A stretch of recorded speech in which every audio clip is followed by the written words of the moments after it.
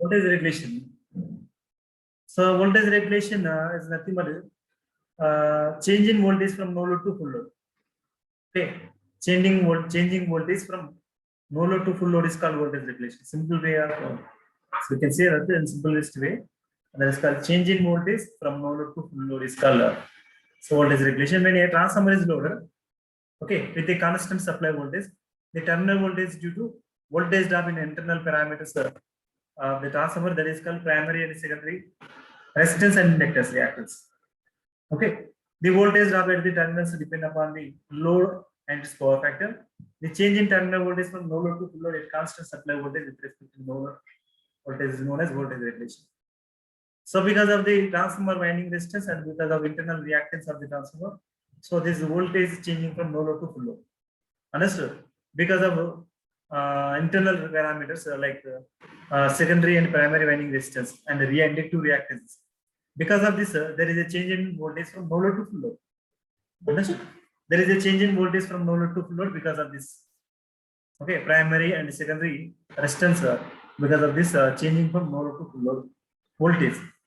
Okay, the voltage drop at the terminals are also depending upon load and its power factor. The voltage drop at the terminals also depending on load and its power factor. Power factor also. Based on power factor also, this voltage regulation is changes. Okay, so that means lagging power factor, leading power factor, unity power factor. Based on this power factors, the voltage regulation changes. Understood? So voltage regulation is definition of the voltage regulation is nothing but the change in terminal voltage. The change in terminal voltage from no load to full load at constant supply voltage with respect to the voltage is known as no load voltage is known as voltage regulation of the transformer. Understood? The change in terminal voltage from no load to full load at a constant supply voltage with respect to no load voltage is known as voltage regulation of the transformer. This is called voltage regulation, and this. So try to consider here. This V2 is called secondary terminal voltage at no load, and V2 is called secondary terminal voltage at full load. That means voltage regulation is change in voltage from no load to full load. So it is called secondary terminal voltage at no load, and it is called secondary terminal voltage at full load. So that means with respect to the no load. Okay, with respect to no load, with respect to the no load. That's why. So in this denominator, V2. Okay, V2 is called secondary terminal voltage at no load, and V2 is called secondary terminal voltage at full load. Then voltage regulation is equal to E2 minus V2 divided by E2. This is called per unit. Okay, per unit voltage regulation E2 minus V2 divided by E2. So in the form of percentage regulation is equal to E2 minus V2 divided by E2 into 100. Okay, so per unit is nothing but actual value by base value. Actual value by base value. By taking the one of the value, that is called one of the for here voltage, by taking one voltage can consider as a base, and then according to the base, so we have to calculate the all voltages in the form of per unit. That's why this voltage regulation is called E2 minus V2 divided by E2 in the form of per unit, and per unit is nothing but actual value to the base value, actual value to base value. So the percentage regulation, the form percentage regulation is equal to E2 minus V2 divided by E2 into 100. So formula for percentage regulation of the transformer E2 minus V2 divided by E2 into 100. So change in voltage from no load to full load with respect to the no load. Okay. So no load voltage is more than that of the full load. E2 is generally no load voltage. So under no load condition, there is no resistance drop. There is no resistance drop. There is no inductive reactance drop under no load condition compared to full load. The full load. So compared to full load, the no load resistance voltage drop is less. No, that's why E2 is somewhat higher compared to V2. So E2 minus V2 by E2. For inductive loads, the voltage regulation for inductive loads, the voltage regulation positive because of no load voltage is very high. No load voltage is high compared to full load voltage. This for inductive load. For capacitive load, this voltage regulation is negative. Maybe positive or negative or zero for leading power factors or capacitive loads. Okay, and then so approximate expression for voltage regulation. Okay, approximate expression for no load secondary voltage is given by for inductive loads E2 is equal to V2 plus I2 into RES cos pi 2 plus I2 into XES cos sin pi 2. Understood?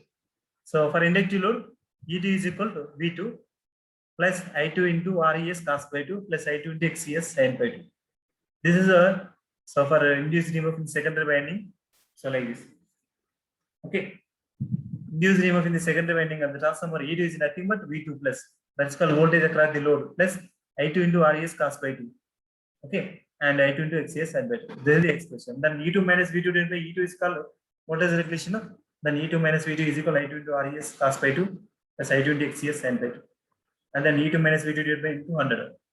That is nothing but I2 into RES divided by E2. So divide E2 on both sides. Okay, left side and right side. So we'll get I2 into RES divided by E2 into 100 cos by 2. And I2 into XES divided by I2 into. This is called I2 into, not minus. Okay, there is some printing mistake here. I2 into XES divided by E2 into 100 sin by 2. So this is so like this. So we are getting these results. And I2 into, this is called I2 into RES divided by E2, not XES. So all of you change this I2 into RES divided by E2 into 100 is called percentage resistance in drop. Because of resistance now, that's why it is called RES, not XES. Change it. I2 into RES divided by E2 into 100, that's called percentage resistance drop. And I2 into XES into it, this is called into. I2 into XES divided by E2 into 100 is called percentage reactance drop. X is called reactance, R is called resistance. That's why I2 into XES, RES divided by E2 into 100 is called percentage resistance drop. And I2 into XES divided by E2 into 100 is called percentage reactance. Then percentage regulation, E2 minus V2 divided by E2 into 100 is called percentage regulation. Thus percentage regulation is equal to percentage resistance voltage drop into cos by 2. I2 into RES divided by E2 is called percentage resistance drop into cos by 2 plus percentage reactance drop I2 into XES divided by E2. That is called percentage reactance drop into sin by 2. So this is the voltage expression. Similarly for resistive load, percentage regulation is equal to percentage resistance drop only. Understood? Percentage regulation for resistance drop for resistive load. For resistive load, what is the power factor? Cos pi, am I right? Unity. Cos pi is equal to 1. For resistive load, what is the power factor? For resistive load, what is the power factor? Cos pi is equal to 1 for resistive load. Then cos pi is equal to 1 here. What is the sin pi? 0. So that's why this term is equal to 0 for resistive load. That means I2 into RES divided by E2 into 100 is called percentage resistance drop. Percentage resistance drop is called for resistive load voltage regulation for resistive load. Understood? Voltage regulation for resistive load is nothing but so percentage resistance drop only. Why? Because so power factor of resistive load is unity. That's why cos pi 2 is unity 1, and then sin pi 2 is equal to 0. That's why only I2 into RES divided by E2 into 100 is called percentage resistance drop per. This is called voltage regulation of the resistive load. Understood? And the capacitive load, percentage regulation is equal to same way, but only difference is negative here. Negative here. Only negative. Okay, percentage resistance drop into cos pi 2 minus sin percentage reactance drop into sin pi 2. So only the difference between for inductive load and capacitive load is nothing but for inductive load only positive sign, here positive sign, for capacitive load is negative sign. Understood? For inductive load is positive sign and for capacitive load is negative sign. Okay, and so inductive load is means lagging power factor. Okay, so lagging power factor loads. So this is the expression we have to use for lagging power factor load. So plus for leading power factor load, that means capacitive load. So minus. Okay, so based on this formula, so we have to do some numerical problems. It's very, very important. Okay, these formulas. Understood? And then efficiency of a transformer. The efficiency of a transformer is defined as the ratio of output to the input is called efficiency. Efficiency of the transformer is defined as the ratio of output to the input power. The two being measured in same watts. Output power and input power both are measured in same watts only. Understood? The efficiency of the transformer is designed as the ratio of output power to the input power. And these two are measured in the same units, that is called in the form of watts or kilowatts or megawatts, whatever it means. Okay. So this is called efficiency of the transformer, output by input, output power by input power. Understood? So the efficiency, transformer efficiency is equal to output power by input power. Efficiency of the transformer is equal to output power by input power. That is called output power by output power plus losses. Okay. Input power is nothing but output power plus losses. Am I right? Output power divided by output power plus losses. That is called, this is generally input power is nothing but output power plus losses. Okay, and then efficiency is equal to output power divided by output power plus iron losses plus copper loss. The losses are can be two types, can be classified into two types. That is called iron losses and copper loss. Okay, and then output power divided by output power plus iron losses plus copper loss. Then output power is nothing but V2I2 cos pi 2. So same here also V2I2 cos pi 2. Then iron loss is called PI. PI is called iron losses, suffix I, P suffix I, and P suffix P is called copper loss. Otherwise WI. So notations is different, concept is same. WI or WC also same. Understood? Iron losses or copper loss. Iron loss is called PI and copper loss is called PC. So VD is called secondary terminal voltage and I2 is called full load secondary current, and cos pi is called power factor of the load. Understood? And PI is called iron losses and hysteresis losses or eddy current loss. Iron losses can be classified into hysteresis and eddy current loss. And copper loss is called I2 square into RS. Understood? Copper loss are called full load copper loss. That is called I2 square into RS. Okay. And then, so next, if X is the fraction, that means load fraction. So how much of load is applied? If X is the fraction of the full load, okay, that means 50% of the load, 75% of the load, okay, 25% of the load. The load on the system is changing. So during peak hours, 100% of the load is applied. Okay, on secondary side of the transformer. During morning hour, the load on the system is less. During noon time, the load on the system is somewhat high compared to morning. Okay, and during evening, the load on the system is very high. That's why this load on the system is changing. That's why, so we have to take one fraction that is called X is the fraction of full load. The efficiency of the transformer at fraction is given by the relation. So X into output at full load divided by X into output at full load plus iron losses plus X square times of PC. So why X square means copper losses is depending on load. So that means the load of the system is changing. That means current is changing. Current is changing. That's why. So current is nothing but I square. So that's why if the load is proportional to the current, load is proportional to current. The load is changing in the range of in the form of scale. That's why also the fraction is also changing in the form of scale also. That's why, so you have to take for constant of the copper loss is called scale. Why? Because of this copper losses is proportional to the scale of the current, scale of the load current. Similarly, the load is also changing with respect to the load current. That's why it X square. So X into output at full load, thereby X into output at full load plus iron loss. Iron loss plus X square into copper loss. Here iron loss are independent of load current. That's why there is no X term here. Okay. So iron loss are independent of load current. Iron loss are independent of load current. That's why it's constant. That's why, so we have to take only iron loss term, PI only. If it is variable, so multiply X. Okay. The output of the transformer is changing. That's why. So we have to multiply X into output at full load divided by X into output at full load plus iron losses plus X square times of PC. So this is called iron losses. Iron losses are independent of load. That's why. So X there is no X here. And also copper loss are depending on load and is also proportional to the scale of the current. That's why the load is changing in the form of scale terms. That's why X scale. Then X into V2I2 cos pi 2 divided by X into V2I2 cos pi 2. This is called a power output. This is called V2I2 cos pi 2. X into V2I2 cos pi 2 plus Pi plus X square into I2 square into RS. Understood? The copper loss are very scale of the fraction of the load. That's why X square. Then condition for maximum efficiency. Condition for maximum efficiency. The efficiency of the transformer at given load and power factor is expressed in a relation like this.